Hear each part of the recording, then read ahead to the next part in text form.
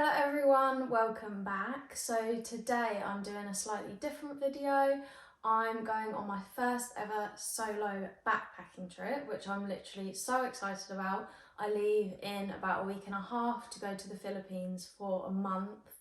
And yeah, it's somewhere I've wanted to go for so long. So I thought I'd make a video with everything that I've done to prepare for my trip, because obviously there's a lot to think about, especially when you're going solo. You have to think about everything for yourself because there's no one there to help you. Obviously you might meet friends along the way who can help you and locals, but the actual prior planning is all down to you, which is also very exciting. So yeah, I thought I would share everything that I've done in preparation for the trip for any other new solo backpackers that might be struggling a little. This video might help you out. I've watched loads of other YouTube videos to help me out, so I thought why not make one, and hopefully I can give some useful information. So I'll stop rambling, I'll get straight into the video.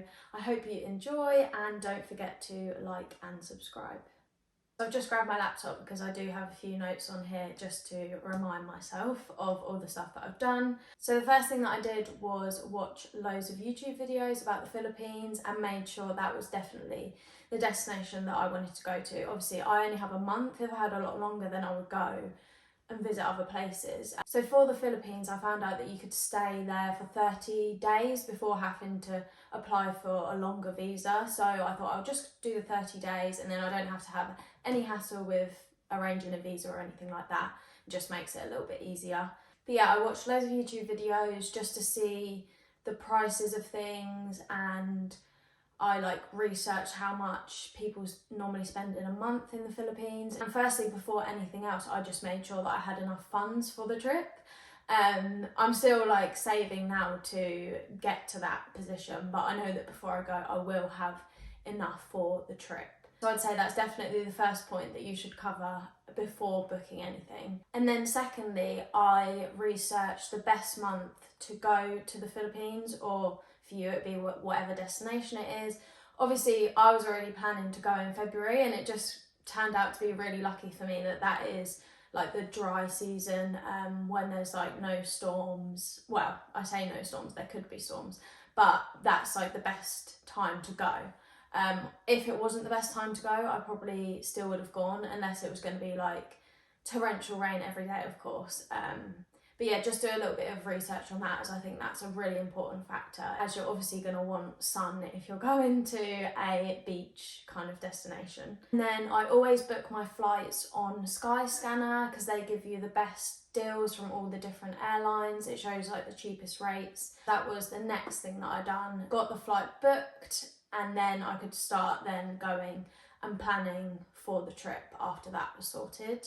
Actually, before I did go ahead and book the flight, I obviously found the flight that I wanted, and then I made sure, because there's so many entry requirements now, after COVID, I didn't know what the situation was. So before I actually went ahead and paid for the flight that I'd found, I checked the entry requirements for the Philippines and what you needed. Obviously I knew about the 30-day thing, but if there was any other I don't know, having to provide a negative COVID test or stuff like that, mostly that is over now, thank God, but some places I think are a little more strict than others. Just make sure you check the Gov website and it will give you all the information on there.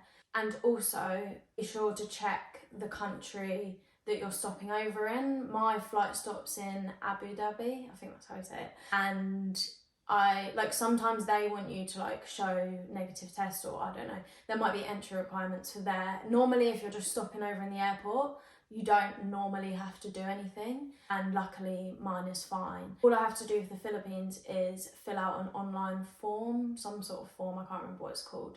It's travel documents that they keep. I think it's just to say when you're entering, when you're leaving the country. And I think it said that they ask to see your vaccination status when you arrive. I don't know how kind of legit that is. I feel like a lot of places say that they're going to do it, but they actually don't. I went to Spain this summer and they said they would, but they didn't actually check it. But yeah, I would just make sure you check every single thing that you can and have everything ready for when you arrive at the airport, because then you know nothing can go wrong. and you know that you're kind of safe and all sorted for that. Then I also watched loads of YouTube videos on like specific places in the Philippines because there's so many islands there, and obviously I couldn't do it all in 1 month, so I kind of picked out the places that I most wanted to go to from watching other people's videos and what other people recommended, and then I kind of made a list of the ones that I wanted to do. I did watch a lot of Backpacking Bananas videos. I found hers really, really useful because she gave so much detail about everything, and there was so much useful information in her video. So if you are looking for more information, then go to her channel because she is really great for that, and she really helped me out when I was trying to find a lot of information about things. She also gave a very specific budget, so that could help you out in that way too. Yeah, shout out to her because she's really great. And then once I'd found all the places that I wanted to go to, I made sure that I could fit it all in to an itinerary. I've wrote out an itinerary with dates just to make sure that I could fit it all in, but I don't think obviously I'm going to follow the exact thing. I've just got it there kind of as a guide, so I know kind of ideally how many days I can spend in certain places managing to do all the ones that I want to do. But then again, it's like when you're backpacking solo, I assume you're gonna, well, I hope that I'm gonna meet people out there, and they could have a different plan, or like I might just want to go somewhere with them, and I'm not going to be strict with myself. And I think that's a really important thing to consider when you're going solo, because you are going to meet people and you're going to get along with them really well, and I think that's what solo traveling is all about. So definitely just go with the flow and see where the journey takes you, I guess. Yeah, I just wanted a rough plan so I don't completely go off track and then feel a little bit disappointed if I hadn't done some of the things that I wanted to do. So me personally, I didn't actually already have a backpack because I've never been proper backpacking. Like I've done like long trips, but normally I'm staying in the same place, so I'll just take a suitcase. So I then went and I ordered a few backpacks because I wasn't sure on what would be the best one for me, and I'm still undecided. I might do another video on that, just to show you the ones that I got and kind of dissect them. But yeah, there are some really great backpacks out there, so that's why it's so hard to choose, and like the sizing, because I'm only going for a month, so it's not actually that long. So just think about how long you're going for and how much stuff you really need. I really wouldn't overpack for these sorts of things because you're going to be the one carrying all the weight, especially if you're like a small petite girl like me. It's going to be hard to carry around a lot of weight all the time, and you're just going to get sick and tired of it. So just be as minimal as possible. That is very hard for me to say as well because I am a massive overpacker, but I'm really going to try to cut down on things for this trip. And I also watched a lot of pack with me videos. I found them really useful to see what other people had obviously packed to take with them, and what was kind of the necessities, and also anything that I hadn't thought of. There's quite a lot of stuff that I actually found in these videos, so I definitely recommend watching them. I'm probably going to film one myself just before I go. Some of the things that I did find useful in those videos, I noted them down. I ordered some packing cubes because I watched a lot of videos and they said packing cubes are really useful, especially the compression ones. So if you're trying to save a lot of space in your backpack, then the compression cubes will compress your clothes, literally what it says it does, but you can get a lot more in them and then save more space in your bag. So I would definitely recommend getting those if you don't already. Also, I ordered some mosquito bands, so they just go around your wrists, and apparently they're really good at keeping the mosquitoes away, which is what I really need because I always get such bad bites when I'm away. So if you're prone to that, that could be a good idea because they're only literally £6 from Amazon or something like that, and you get like 12 in a pack, so it's really good. Also, another good one that I hadn't thought of before is getting a padlock for lockers in hostels. I think that's a really important one because if you are going to be staying in hostels, I think a lot of them don't actually provide a padlock for you, so you have to bring your own to lock your valuables away. So yeah, I think that's a really important one. And also a little padlock for your bag as well, just to keep all your valuables extra safe. You can never be too cautious with these sorts of things. Also, I haven't actually got around to doing this yet, but I am going to do this in this week before I go. I'm going to book the first couple of nights when I land, just to make my life 10 times easier. When I went to Mexico, I didn't book anything before, and I had to book it there and then, and it was an absolute nightmare. And I think just having that there, knowing you can arrive, get your bags at the airport and go straight to your hotel, hostel, wherever you're staying, it just puts your mind at ease, and you know what to expect because you've seen the photos before you've chose where you're staying. And yeah, it's just 10 times nicer in my opinion, so I would definitely recommend doing that. And also, I haven't done this yet again, but I am going to do it. I'm just finalising where I want to go first, but because the Philippines, you fly into Manila, but no one really stays there for very long because it's just like a city. And in the Philippines, you want to go to all the islands. So I'm going to book my first flight out of there. I think I'm going to go to Siargao Island first. But yeah, I just need to decide where I'm definitely going and then book that before, just to again make my life 10 times easier and have a little bit of a plan to start off my trip with.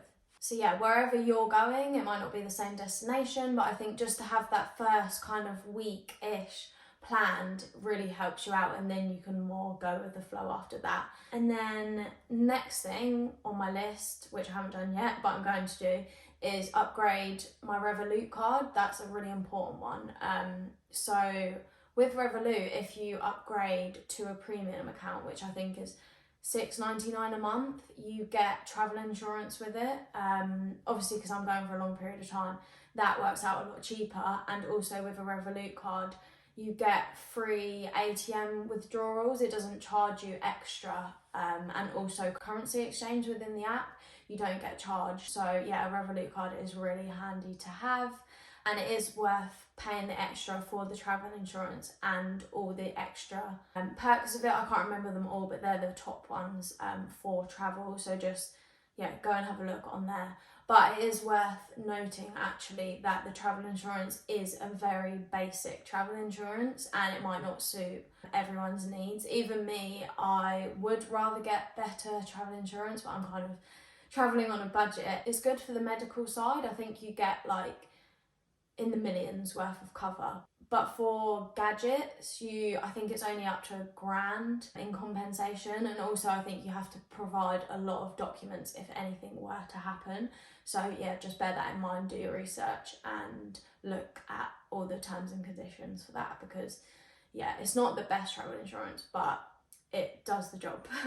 Another tip I got from Backpacking Bananas on her Philippines video was to bring some cash with you. Obviously this isn't the same for every destination that you're going to, but in a lot of Southeast Asian countries, I think they predominantly use cash.